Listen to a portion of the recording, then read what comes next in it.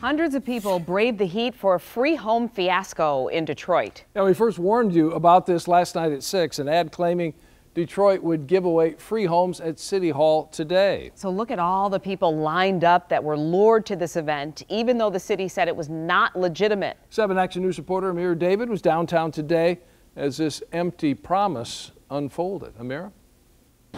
Well, this group, they were actually denied a permit to use this space right behind me here, but that didn't stop them from holding this event, rallying people on a promise that Detroit officials say they won't be able to keep. I'm going to get a home and possibly up to $100,000 to refurbish it. That was the promise Noreen Goode says pushed her to wake up at 4 o'clock in the morning and stand in a long line. All of it for a 9 a.m. event advertised as an opportunity to get a Detroit home for free, no strings attached. I read everything that I read over the whole website seemed legit.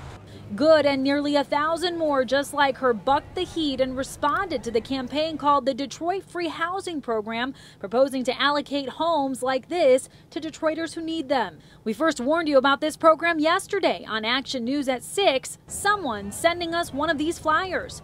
We looked into it, the city confirming to us the promises of a free home were bogus. Independent government.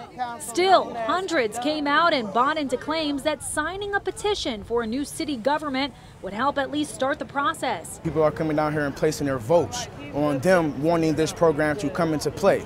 If the people at a high enough number express that, the system will have no choice but to oblige that. Organizers stood by their claims, but some we spoke to were disappointed by what they called a false promise. It's just a bad thing to do to the residents of Detroit. Don't you think residents of Detroit have been through enough? Who's the webmaster? Who's in charge of the website? As we reported yesterday, the permit that was denied for the event was filed under the name Ramzu Yunus.